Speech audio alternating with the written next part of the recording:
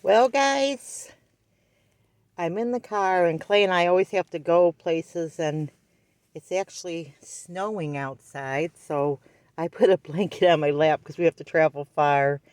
And nice thing about crocheting, I always have plenty of blankets, and I'll just use this in the car until it gets yucky, and then I'll wash it. Meaning, if it gets any dirt on it, I'll throw it in the wash machine. But I wanted to show you a little hack that I do because I have lost crochet hooks in the car. They slip out of your hand, they roll under the seat. So look, if you tie a little string around your needle, you can have make sure you can fit your hand through it. Then you can crochet, and if you're, for any reason, your hand moves, you won't lose your needle because it's attached to you. And here's Clay, we're getting gas.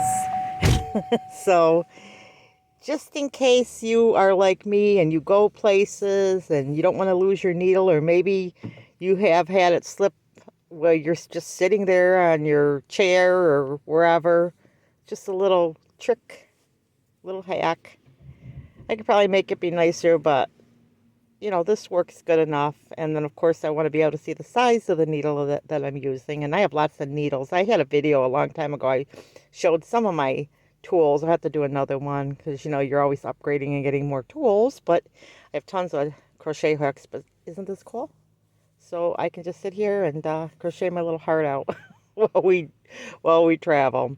Okay, guys, remember, big or small, you too can be a backyard farm. God bless.